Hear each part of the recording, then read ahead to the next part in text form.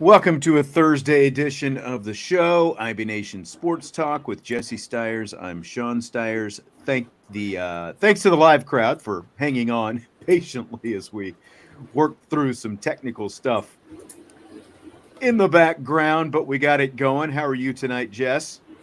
I'm doing well. We had a chili cook-off at work.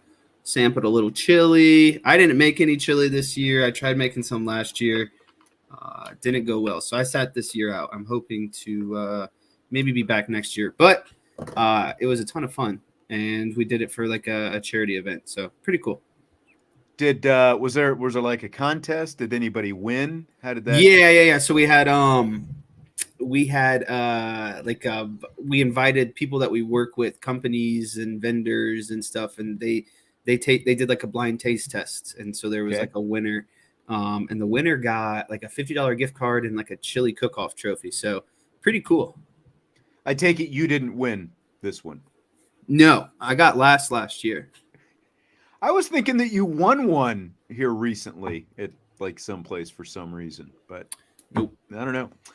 All right, well, let's get right to it. A few thoughts from Marcus Freeman's Thursday Zoom call, and some interesting stuff came out of it. We talked a little sign stealing. We talked some quarterbacks. It was fairly short and sweet, actually. He went a little bit shorter than usual. I don't know if that was intentional or not. I don't know if he had a tight schedule or what, but again, we're going to jump right into it.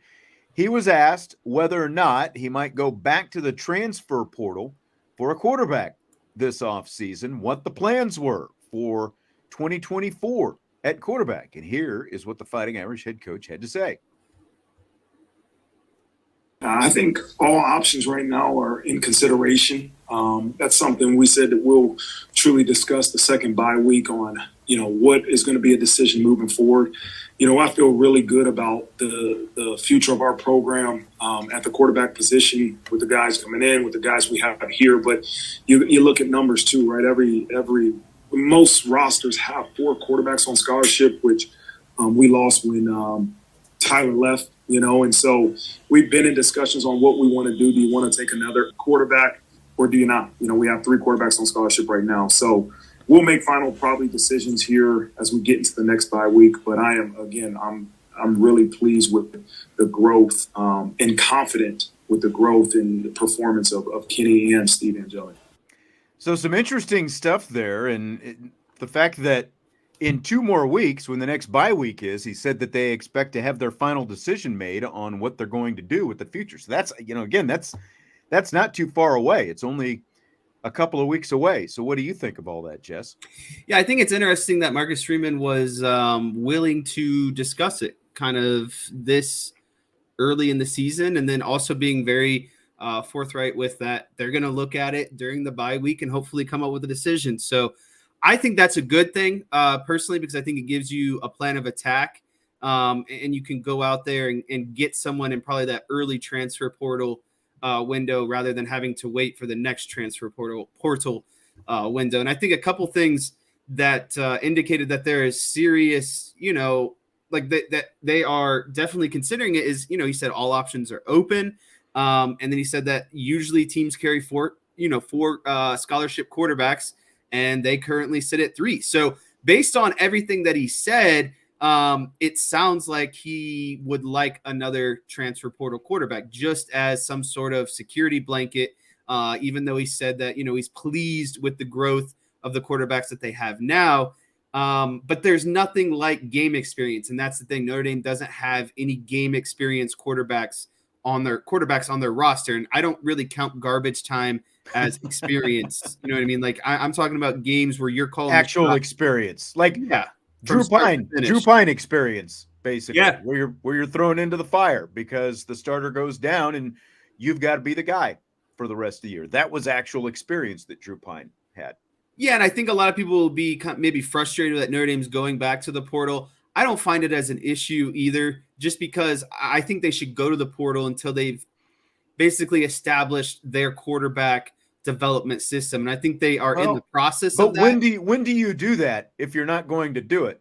Like what? Just like I said with Tyler Buckner after Jack Cohn left, did his graduate year, and then left. And there were people who were saying that last year Notre Dame should have taken a transfer portal quarterback. At some point, you're going to have to do one of two things. You're either going to have to play two quarterbacks, play a veteran quarterback and a young quarterback. And most people obviously don't like this plan. Play a young quarterback at meaningful times in the game, basically some kind of platoon system between the two. Either you're going to have to do that when you've got a veteran quarterback, or you're going to have to bite the bullet like they did with Tyler Buchner last year and just say, look, we think that this guy is our guy. We're going to go with this guy, even though he's young and inexperienced. Like at some point, to get that development system going, you can't just keep on going out and getting more transfer portal quarterbacks. You've got to be able to throw one of your own guys into the fire at some point and have a plan that it's going to work out with his progression and development. Yeah, I just think unfortunately when you're coaching at Notre Dame, the expectations are very high every year, right? Like it's this year, I feel like people have already had their expectations not met or they're let down. And so I just don't feel like Notre Dame's a university where you can just bite the bullet and throw a young quarterback into the fire because people are expecting to win. And if you are, developing a quarterback on field, I just don't think it bodes well with continuous winning. And I think that's the issue that Marcus Freeman is facing. But when does an inexperienced quarterback get experience? When he actually plays. That's my point. Like that can't always be the excuse. Well, he doesn't have any experience, so we've got to go with the more experienced guy. Like when does the guy get experience if you're not going to give him some? Yeah, it's a good question, but I just feel like Marcus Freeman and Notre Dame it's not worth the risk. And so going to the transfer portal as a security blanket is always going to be an option for them because again, I just don't think fans want to go through that development process on field with their quarterback. Well, we've talked about it before with the schedule that they have next year. It is not nearly as difficult as this year's schedule unless some other teams emerge that we're, don't know about.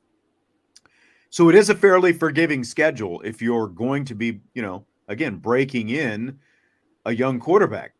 So based on what he just said, they seem pretty confident in what they've got in the, in that quarterback room right now. And in terms of the four quarterbacks, where they really got stung in terms of having four scholarship quarterbacks, obviously, it was once Sam Hartman. Once they told the quarterbacks that Sam Hartman was coming in, Drew Pine obviously bolts right away, and then Tyler Buchner stays and battles it out through the spring. Losing both of them is where the numbers really got off, And so, like, if one of those guys would have stayed, they would have four scholarship quarterbacks right now, and you're going to lose Sam Hartman next year, and all you've got on the roster right now is Angeli and Minchie. You're going to bring in C.J. Carr next year, but again, now you're going to have three young guys, talented as they may be to different degrees, still inexperienced.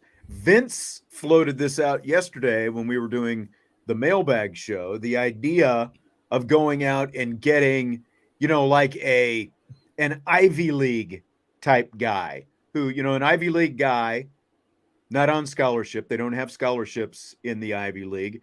Give someone like that the opportunity to come in and not necessarily be the starter, but at least be some like a veteran presence as well as a veteran with some experience if you needed to go to him at some point during the season. If something happened to one of your young guys, whoever the young guy might happen to be as a starter, what do you think of that prospect?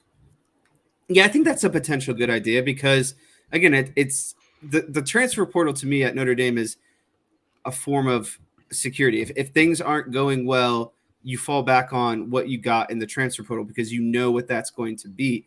I think that's a good idea as long as Minchie and Jelly are showing progression that, that they have the ability to play. But to me, if you're going to go to the portal, I think you just like the portal is the portal. I think once you've committed to it, you should just go for the best thing that's out there and who's willing to make that transfer to Notre Dame. And I think you brought up a good point. I think the Sam Hartman transfer really screwed up kind of that developmental cycle that they were going to get into, because in an ideal world, Buckner would have learned from Hartman this year, and he would have been your full-time starter next year. Yeah, problem solved, right? Then Right. you've got more talented young guys behind him. Carr lined up, like everything falls into place after that. But Yeah. I really think the Buckner transfer is ultimately what has like killed or put a fork in the Notre Dame quarterback development. It's really a shame because I don't think he got any better at Alabama. He's doing the exact same thing that he would be doing here at Notre Dame. And and I think he actually had a better opportunity because he would have been the starter next season. And now there's no guarantee what his future holds no matter what, because Alabama doesn't want him. If they did, he would have been the starter this season. He's probably, if he really wants to play next year, he's probably going to have to transfer someplace else. Again. And no, I would not support him coming back to Notre Dame in that case. And I don't think, where the situation the room is in right now, I don't think they would want him back in that case because he's lost out on an opportunity to develop and show what he can do to this coaching staff or, with this coaching staff. So I would not be in favor of that. Andre asks, who we think will be the next quarterback at Notre Dame? Do you think he's on the roster or a portal quarterback? I think a couple of different things. If there is some guy along the lines of, Sam Hartman's experience, that kind of guy, I think it's going to be really tempting for them to go out and, and there's interest, especially from the other side. I think it's going to be really tempting for them to go out and make, do that dance all over again with a veteran quarterback. I think this is the last year they go to the portal. I think they're going to go one more year, and then you'll have Minchie, Carr in-house, and you'll have Deuce rolling in after that. I think they need one. To me, I think they need to go back one more year, and I think that's what they're going to end up doing. Personally, I think it's going to be between Minchie and Angeli. That's what I think as of right now. After hearing what Marcus Freeman had to say and kind of just, looking at some of the stuff, some other things that if you haven't seen our message boards, go check it out. I'm not, Brian doesn't want us to say anything specifically outside of the boards, but he had some good information there on the quarterback situation. So go read that, the Champions Lounge. Good stuff to check out there. So on the subject of the quarterbacks, speaking of Sam Hartman, Marcus Freeman also discussed the impact that Hartman has had on the other two quarterbacks, Kenny Minchie and Steve Angeli, this season.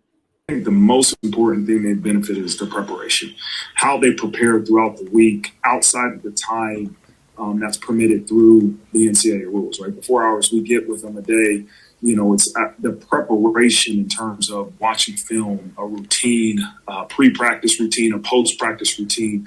That's the biggest addition they've received from Sam Hartman, and they all do it, right? They're always together. They're always watching film together. They're always going through the routine together. And so that, to me, has been the biggest benefit. Benefit of the quarterback. What do you think? I'm not 100% sure, to be honest with you. Not 100% sure that he's had that big an impact. I mean, it's hard for us to say because we're not at practice. Yeah, we're not at practice. When was the last time we actually got to lay eyes on Steve Angeli or Kenny Minchie? It was the Tennessee State game at this point, wasn't it? I think the benefit of Sam Hartman is the ability to lead. I think that is the biggest attribute that he is, that I would hope that he's passed off to these quarterbacks, is the ability to be calm under duress. Because I think that's the biggest thing that Sam Hartman is.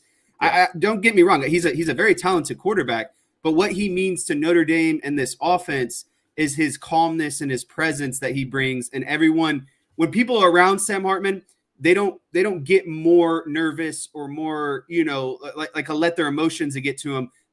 Sam Hartman is the kind of relief, I guess, is what I'm saying. He's the when they walk up to Sam Hartman, they actually feel more calm. And I think that's the thing that you'd have to learn most from him if you're a young quarterback, is being able to stay calm, because you're a direct reflection of the entire offense. If you're in panic, then everyone else is going to panic around you.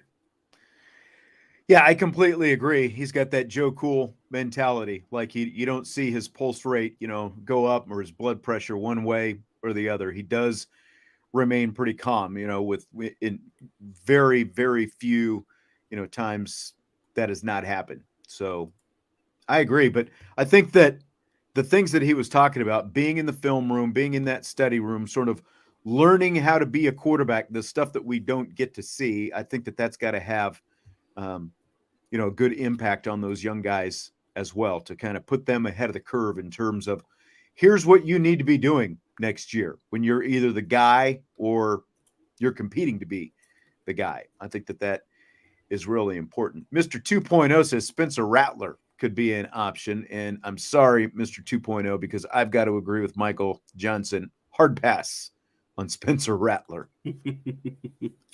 Yeah, Hard the thing about pass. the thing about Spencer Rattler is he's just so inconsistent. He's got all of the arm talent and quarterback talent in the world, but it's just a matter of consistently playing. And that's the thing, is like one game you might think he's the Heisman lead runner, right? Like you're like, wow, who is this guy? And then the next game you're like, who is this guy? He's throwing 3 interceptions in the first half. It's a complete 180 between games with Spencer Rattler. And I just don't think that his inconsistency in he wants to really air the ball out and throw it. And I don't think that's what Notre Dame's offense wants to do, especially under Marcus Freeman. Yeah. Things have not gone well for South Carolina this year. The way they closed their season last year and what we saw of them in the Gator Bowl, I think that there were some not really high expectations, but more expectations than what Shane Beamer and Spencer Rattler and that company or that crew have shown down there this year in Columbia. So I think Joe said he was overrated out of high school. That's what hurt him. And that could very well be true, just the way it panned out. I mean, when you look at the fact that you had Spencer Rattler and Caleb Williams together at Oklahoma just a couple of years ago, and the different paths their careers have taken since then, it has obviously worked out a heck of a lot better for Caleb Williams. Joe asked if Hartman goes into coaching if the NFL doesn't pan out. I wouldn't be surprised. I mean, really, really sharp guy, and could see it happening. Maybe that's something that we can talk to him about the next opportunity that we get. I think every player that loves football and can't make it work in the NFL is especially a quarterback, right? Because they are such a great offensive mind, and they know how to analyze defenses and stuff like that. It's like Tommy Rees, right? Like Tommy Rees was a very solid, above average college quarterback, and things just didn't pan out for him. And he's turned into, his love of the game has now transferred into being an offensive coordinator and being a play caller. So I wouldn't be surprised, but I also wouldn't be surprised if he just goes and, goes fishing for a lot of time too. That seems like a real outdoorsy type of guy. So I wouldn't be surprised if that's true. If football's done, if he's just, I'm going to go fishing for a couple of years, or just chill out. You know what I mean? He's done this college football thing for like 6 or 7 years now. So sign stealing is obviously, you may have heard, it's been a thing this week. It's my favorite. I bring it up every day. I get new TikToks every day and tweets to send to all my Michigan friends, and I love it. I'm never going to get tired of it. Do you work with any Michigan fans, or just your friends because you guys went to school together? Yeah, just my friends because we went to school. All the people around me right now are Ohio State people. That's what I figured. But that's kind of a shame that you're not around more of them. This guy that I sit next to at work, similar age, he might be like a year, maybe 2 older than me. He's a big Ohio State fan. We were talking to him. He's randomly like, yeah, I don't think Michigan deserves to be on all the heat that they're in right now. I honestly don't see it as a big deal. And I was like, wow, what? Like, he said he thinks it's a personal, it's an agenda against Harbaugh at the end of the day. There's something against Harbaugh, and the NCAA is fed up with Harbaugh. Before we get into the sign stealing, Brent Smith, and I was going to mention Riley Leonard. What are your thoughts on Riley Leonard? I have my own. I'm curious what yours are before I give mine. Riley Leonard is a poor man's Tim Tebow at the end of the day. And I just don't think he adds enough in the passing game to run an offense at Notre Dame. Those are literally like, did you read my mind? Because that's like, he's a little bit better passer than Tim Tebow, but he relies predominantly on his legs. As I know you pointed out in the lead up to that Duke game, he's not a guy who really, I don't think that he is on top of, like the progressions in terms of everything that goes into a passing game. I think it's one or two quick reads. And then if it's not, it's either get it out in one of those reads or try to go and run when you can. And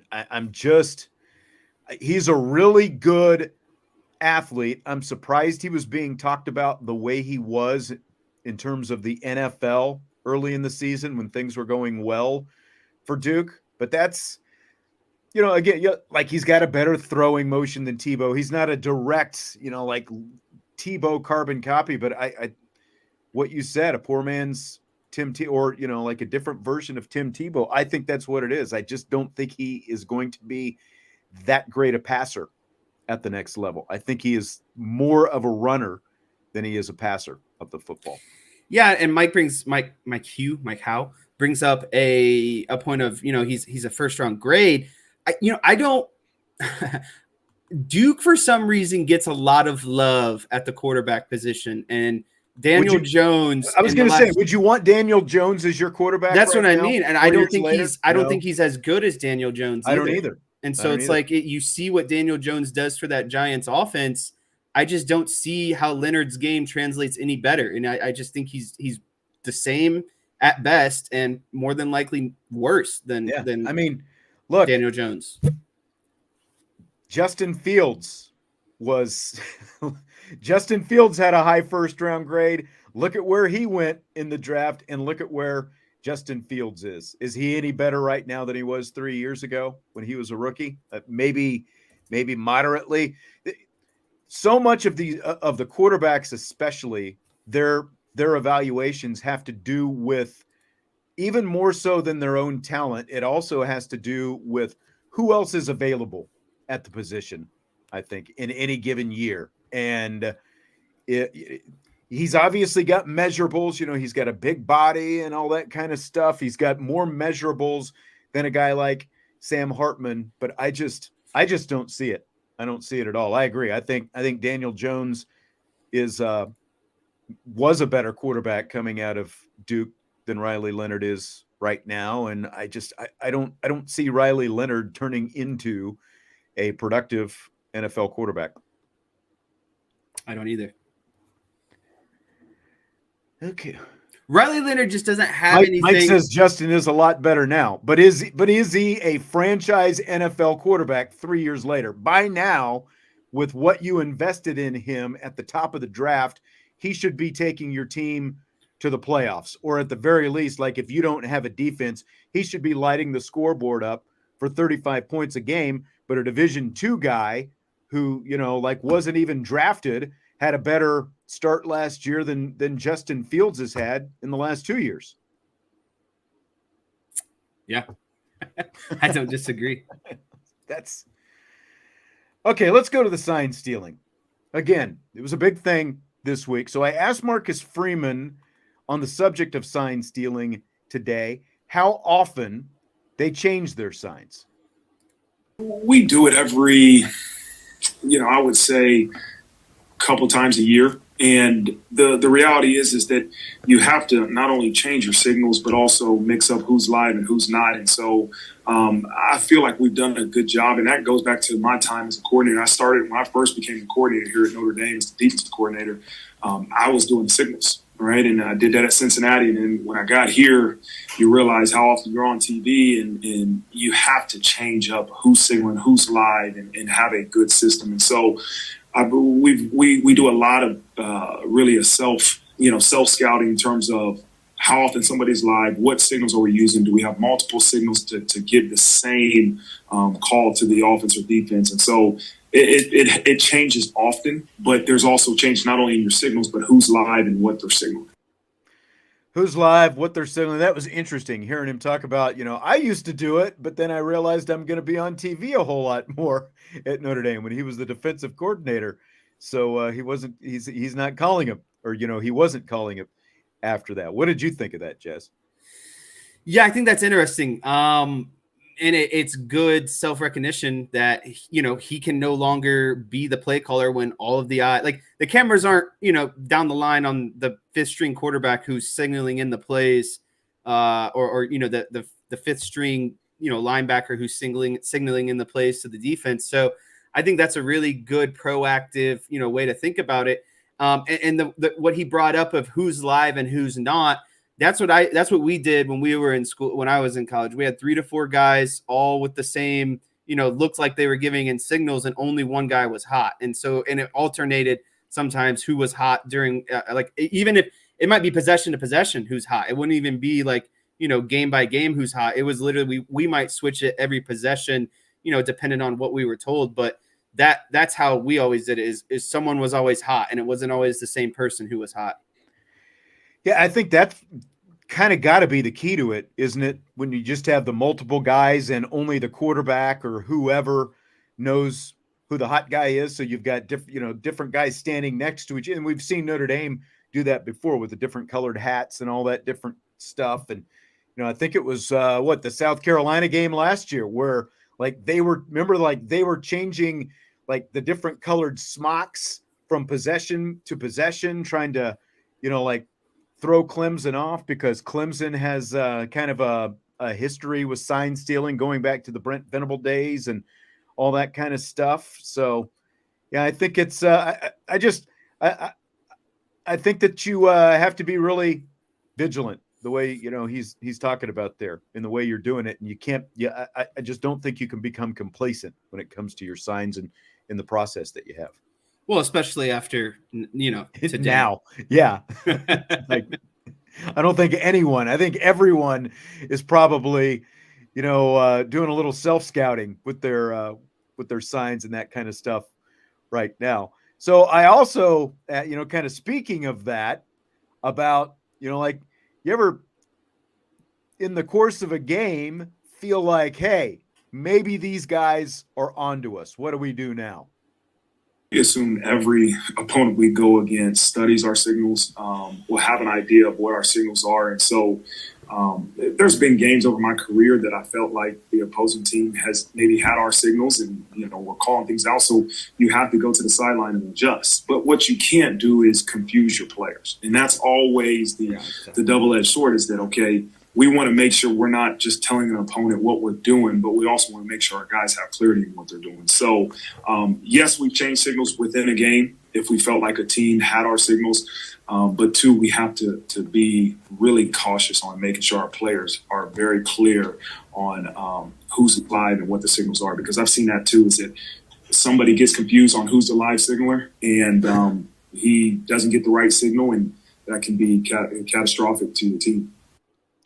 Did you ever have that come up where maybe somebody forgot who the live guy was and you're running something other than what you're supposed to be running? I think that's definitely happened before, when our offense would do something like that. But, to me, the thing if you're worried about sign stealing, who you have to rely on the most are the players, because they're the ones who see and hear everything on the field. Like, when teams know signs are coming, they're very audible about it. They're communicating with each other. So you have to rely on your players to be able to, relay back to you what they're hearing and seeing on the field, especially in those scan situations, where the offense might look over, the defense adjusts, and then, the offense might call out something based off the defensive adjustment. Then you kind of have an idea, okay, they know a little bit what's going on. And so that's the point where you might have to go over and change things. But Marcus Freeman also brings up a good point. And I was in a group chat today with some friends, and one guy, he's always the devil's advocate, right? Like, he's always the guy that's always kind of disagreeing with everyone. He's like,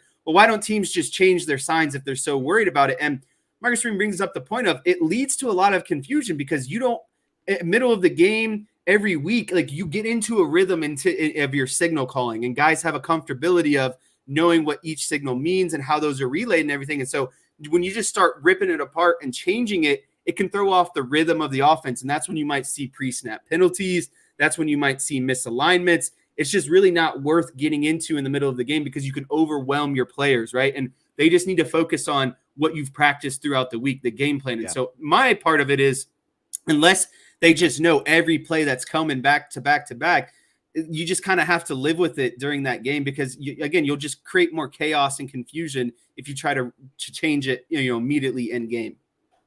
But again, I think that there's value in just having the decoy signalers at the same time. Yeah, that was we would have again like up. 3 guys going, and one guy, 2 of them are just always decoying, and one's hot. And I just think that's the best thing is you just change up who's hot. So I was watching an interview with Nick Saban with Pat McAfee on ESPN today, and Saban said they should just put the earpiece in the quarterback's helmet like they do in the NFL. What do you think about that? I think at least, and I saw somebody else say it, I think at the FBS level, Mr. 2.0, FBS level, I think it makes total sense. There's enough money in it that you should be able to do it at the FBS level, even if you can't do it at FCS and D2 and below. It's funny. I saw someone today say, what's it matter? These games at the end of the day don't mean anything. That's just not true now. There's so much money on these games. They don't mean anything. Yeah, I was like, that is the most just stupid thing. Like at the end of the day, these college games aren't as important as what people make them out to be. And it's like, no, that's not the case, because there's lots of money riding on them between, viewership and, depending on what network it's on. And then obviously the gambling side of it, right? Like there's always things that matter. So to me, I just don't understand why the NCAA is so archaic. If you put a mic in there, there's literally like, there's no way they can get your signals, right? Because it's going straight to your quarterback's ear. Right. And he's just telling them, whatever it means, or he's just shouting out the usual, like Omaha hot route. Like, like no one, that's fine. That's no different. And to me, this is the whole reason why the pitch comm happened, because the Astros were cheating, and instead of relaying signals, and they just do it all by, that's the MLB equivalent to what the NFL does, is the pitch comm. And so if you are worried about sign stealing, you think it's a big issue, just use some sort of electronic communications. With all the money that is changing hands, with all these TV contracts, all the FBS conferences have some kind of TV deal. Like what even the MAC and these smaller conferences, as we've talked about before, there is a football game being played on Tuesday, Wednesday, and Thursday and Friday in the middle of the week from now until the end of November. And there was that run of, we're in the middle of this run of 54 consecutive days where there is a football game of some kind every day. And those games are being played in the middle of the week because they're on TV. And if they're on TV, there's TV money that is being paid to these conferences. You can't tell me there's not enough money to go out and spend a couple $100, for what it's literally, maybe a couple $1,000 at the most. You can't tell me that the schools can't afford to have, an earpiece in the quarterback's helmet and, like a whatever headset communication for the coaches to talk to them. There's absolutely no reason in 2023 why they shouldn't be able to do this when the NFL has been doing it for at least a couple of decades now at this point. Yep. All right, Jess, we're on a little bit of a time crunch tonight. Are you ready for rapid fire? I am 1,000% ready for rapid fire.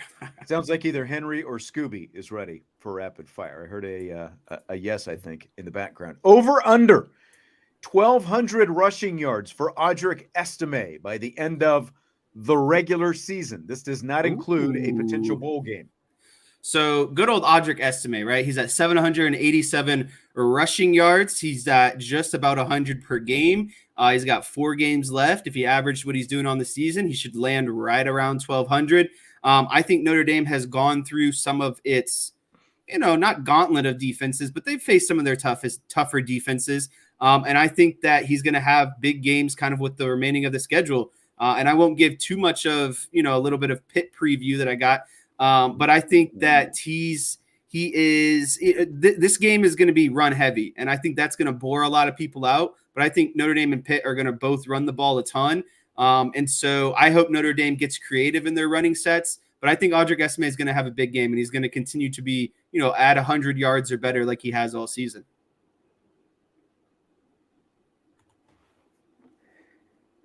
Is this Sean? Is that how you say that? C-I-A-N, Angelo? I'm not sure exactly how you pronounce that, but he says Audric needs 200 yards a game. He deserves the carry. Joe says under because Clemson will keep him from 1,200. That is a good point. Mr. 2.0 says they don't need to get him that many, so it'll be under. I think that I'm hedging under as well because in November, even though you're absolutely right, he is averaging about 100 yards a game for the season. Now, the majority of that came early in the season.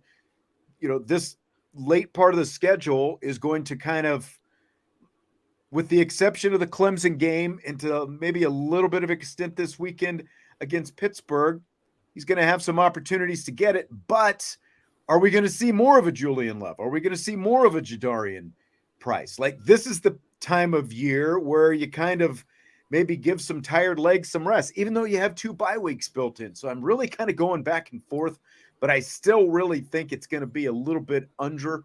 I like the 1,100 yard range, but I don't think I'm going to go over 1,200. Again, this is for just the regular season, because obviously we don't even know what happens, in terms of his NFL prospects and all that stuff if he would play in a bowl game. But this is just the regular season, 1,200 yards. So I'm going to go under, but you're going over on it, right?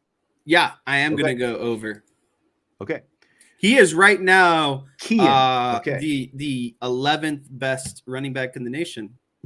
Yep. And he was leading the nation there at the beginning of the season. Yeah, he's only got, well, to me, I think he's about top 5 because he's got only 5 Power 5 running backs ahead of him. I don't really count the Liberty running back or like the Troy running back or, guys like that. I think in terms of Power 5 running backs, to me, he's probably top 1 or top 2, but statistically, he's about the 5 or 6 range right now. And his touchdowns actually are really up there. He's like 3rd or 4th over in total touchdowns right now. Yep. Notre Dame's a 20.5 point favorite against Pitt this weekend. How comfortable are you in that line for the Irish? I will be at the game, and I am very uncomfortable with the line and my experience that's going to happen this weekend. Just because, again, I think it's going to be a possession control type of game with lots of running. And I think Narduzzi is going to rely on his defense, right? Because you look at Pitt's offense, they're horrible in a lot of offensive categories. But Pitt has the 26th overall team defense. They have the 45th overall run defense and a top 25 passing defense. So we're going to see 2 top 25 defenses go against each other this weekend, right? And if Pitt's secondary is loaded with probably their best athletes on defense overall, their best players. So I think what Pitt does is they dare Notre Dame to throw the ball, right? And I think that they're going to load up the box a little bit.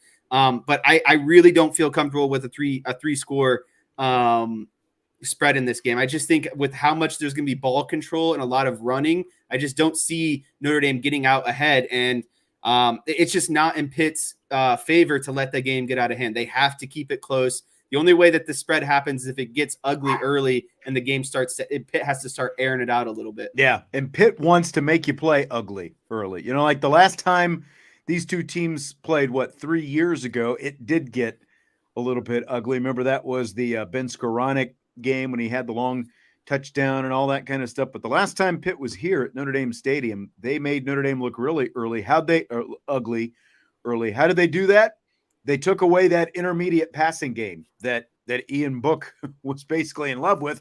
And right now, that's what Sam Hartman is. The only way this game covers that 20.5 and Notre Dame really rolls on Saturday is if Sam Hartman and those outside receivers, I think, get things going with the vertical passing game. I think that's what it's going to come down to. There are going to be some chances because they're ranked 95th in team pass efficiency defense. There are going to be some chances for Sam Hartman to Notre Dame make these guys pay downfield. It's a matter of if he's able to throw it, those guys are able to go get the ball for it. So I think what the ideal formation would be this week for Notre Dame, and I apologize because it's just been a busy week and I didn't get to get into some of the whiteboard fun that I usually get into on Thursday.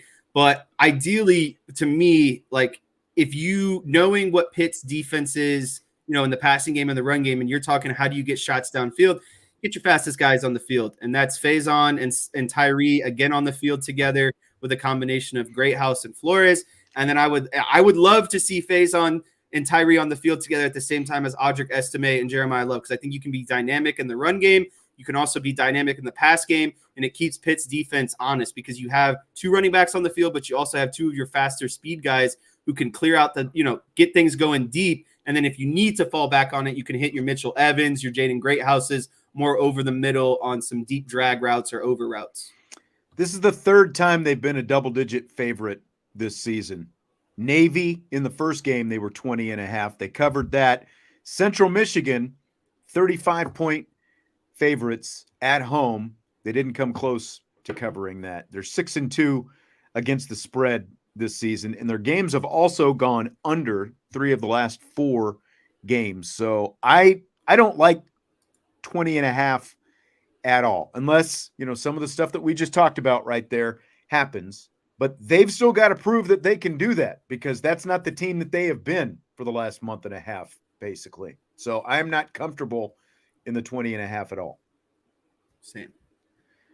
So this is Notre Dame men's basketball coach Micah Shrewsberry talking about coaching his son Braden for the first time this season.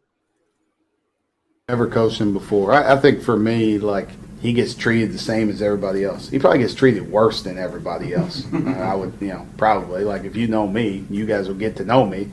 I got a very short fuse. The fuse goes off a little bit quicker on him than others.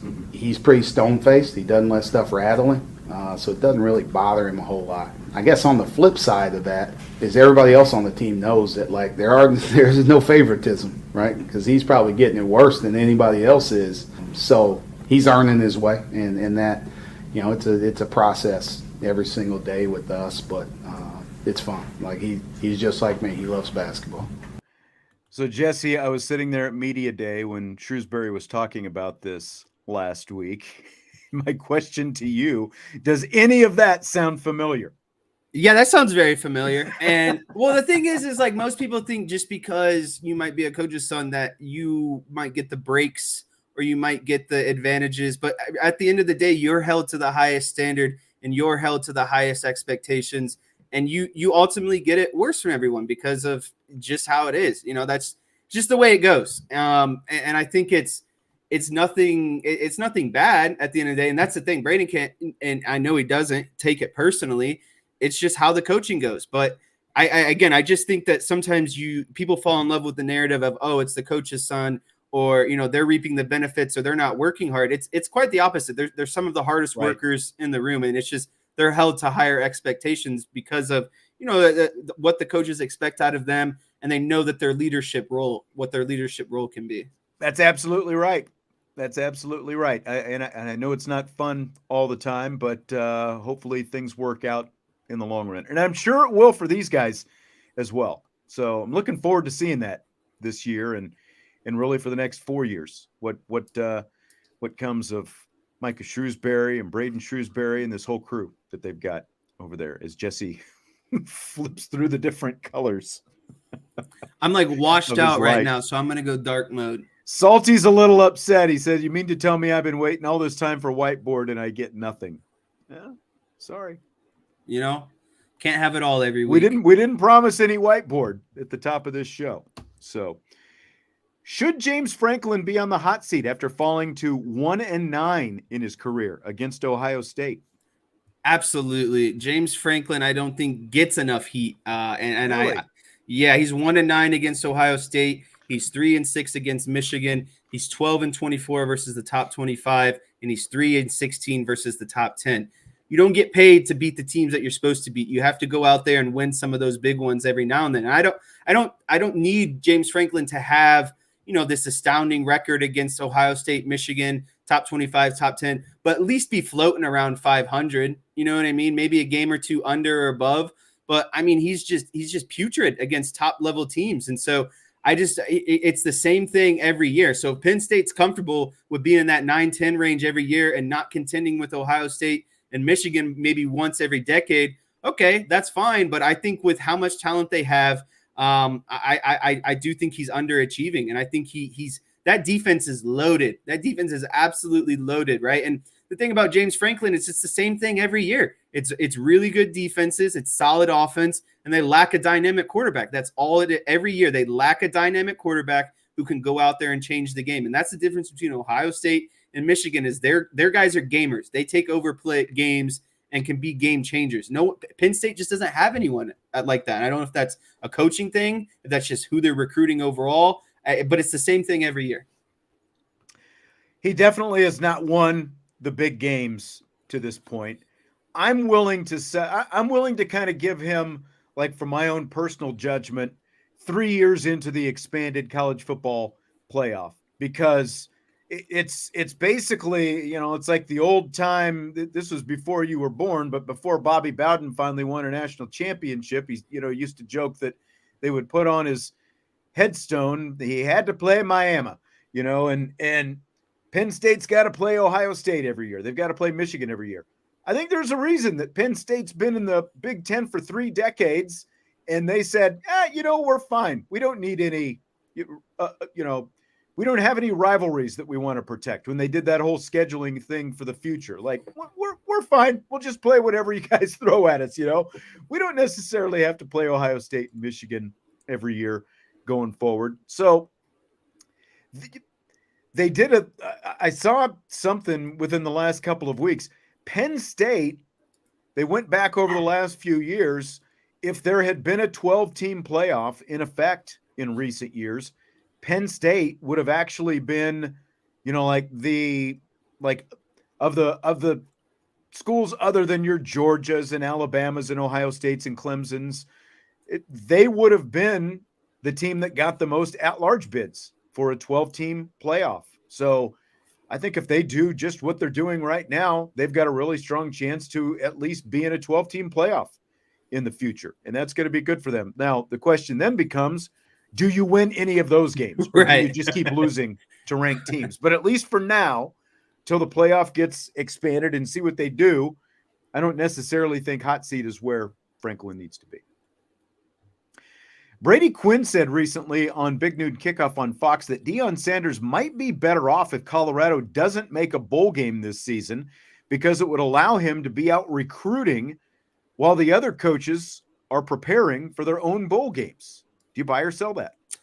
So I buy the concept, but I don't buy it overall, because I don't think I don't think Brady Quinn is advocating that they lose games or that they don't make a bowl game. Was not that at all.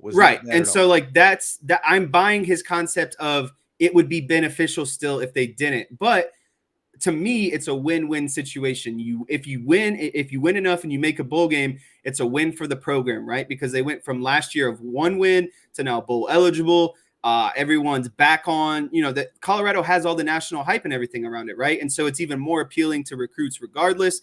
And why I say it's a win-win is because even if you don't make the bowl game, then yeah, you get a head start on recruiting, and Deion gets that opportunity at the end of the day to go out there and get a head start on some of this recruiting. But to me, how much of a head start does he really need? He's Deion Sanders, right? Like, everyone knows who he is. They know, if he wants him to come play, he's going to be aggressive about it. So I don't think I like the idea of it. And it's just a win-win for me, no matter what. I think no matter what, Colorado is in a good place, regardless of what happens, if they make bowl eligibility or not. And the reason this came up, they're sitting there at 4-3, and so they need to win a couple more games to become bowl eligible. And to win me that money, I'm at 6 wins for them. And the schedule goes UCLA this weekend, then Oregon State, then Arizona, then Washington State, then Utah. So you've got 5 remaining games to win, 2 to become bowl eligible,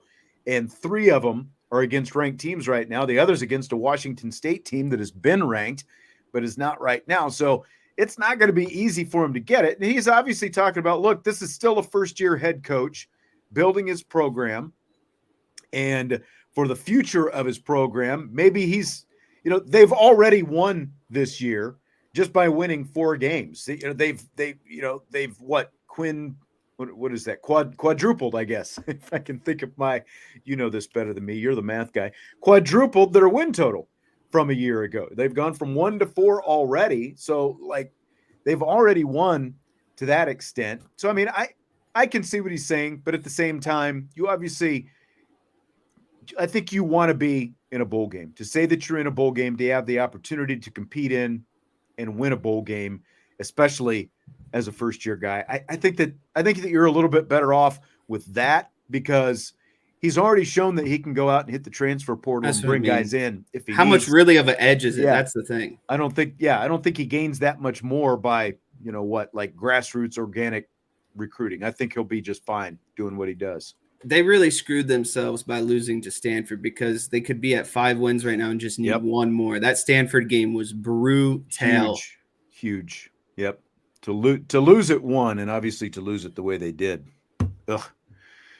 So Pat McAfee might not be back on ESPN's College Game Day next year. He has, in a real short amount of time, become a pretty polarizing guy. He says that he's not right for some crowds, and the quote-unquote distinguished college football folks are definitely one of those. So my question to you, is McAfee a good fit for game day / is his Pat McAfee show during the week a good fit at ESPN?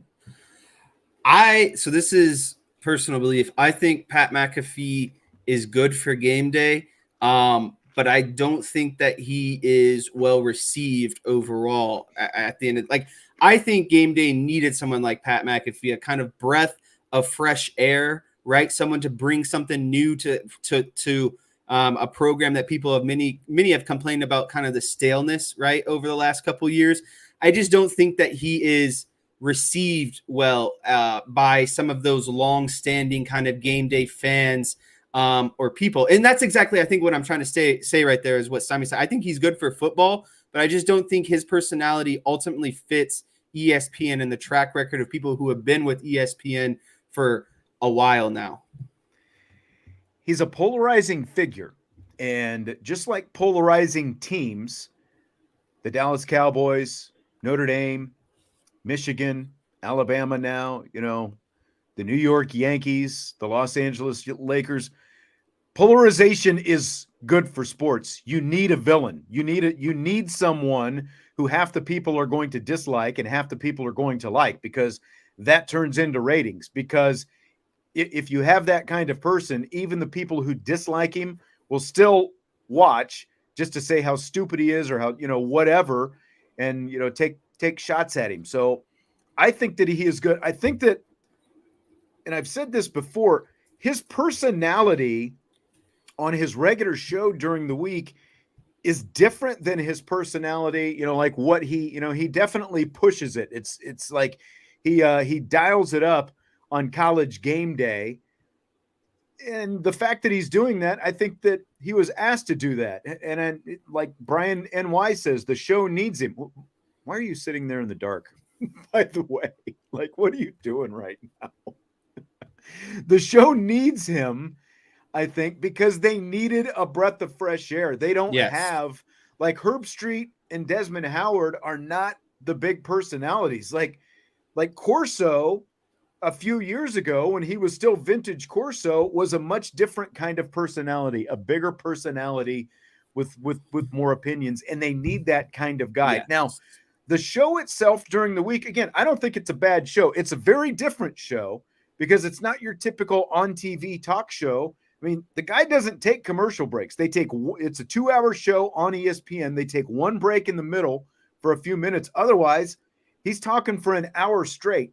He talks the entire first hour. He talks the entire second hour. So it's different. I think it's solid. Like I said, watched an interview with Nick Saban on there today. It's a solid show. So my thing is his I agree. I think his show is very solid, but it's like, if it leaves ESPN, what is the good fit? Is there actually a better fit or a good fit overall? And here's a hot take that I have overall is, I think Desmond laughs with him / enjoys him, right? I don't think he takes him 100% seriously, but I think he goes along with it a little bit more, and he enjoys it, and he enjoys what Pat McAfee brings, and just the overall kind of good vibes, everything that he brings. I think Herb Street doesn't like him, to be honest with you. I think Herb Street gets annoyed with Pat McAfee, and I think he's a little bit. You talk about different personalities, right? There, exactly. Like, Kirk Herbstreit is the Derek Jeter of that cast to me at the end of the day. And I don't think he 100% and Pat McAfee is the David Ortiz. Right. And so I just don't think at the end of the day, Herbstreit thinks that he brings enough seriousness to it. Right. Like, this is college football at the end of the day. So, but it shouldn't have to be that serious, because it's game day. You're on a college campus. Right. You've got a guy having fun. You bring in a celebrity guest picker who was half painted the other, against Washington. It's exactly. What is this supposed to be? Exactly. It's I think that some people kind of take it a little bit too seriously. And I think that he's been a good breath of fresh air for that program that really hasn't made a whole lot of changes in recent years. They needed someone other than a guy who's going to sit there and break down film and, do the standard things that all the other guys can do. They needed a different kind of personality on there. So I think that he has been good for both. Again, it's a different kind of show than ESPN has had before, but in both cases, I think they're counting on him on bringing in a younger audience. And based on what I've seen so far, he's done that. Now, what that means is you're going to stir up some other people along the way. And again, I think that that's nothing but a good thing if you're stirring some other people. That's the thing, though, is anything new is always going to stir people because they've never seen it before and they're uncomfortable by it. Right. We are going to wrap it up with that. We've got IB Countdown to Kickoff coming up this weekend. Of course, we posted on YouTube Friday night, and the podcast drops Saturday morning. It is Notre Dame and Pittsburgh. Jesse is bringing himself in from Cleveland to the Pittsburgh game this weekend. So looking forward to seeing you here. Yeah, so if anyone in the chat's going to be at the IB tailgate, I know for sure I'll stop by at some point. And yeah, that's the thing. I've worked for IB now for over a year, and I don't think I've ever made like an official like IB appearance. So kind of excited to do that. Meet some of the people, that listen to us on an everyday basis. So excited to do that. Yep. All right. Good deal. Safe travels, and I will talk to you soon. Hit the like button on your way out, and of course, subscribe, rate, and review, and we will talk to you later on IB Nation Sports Talk.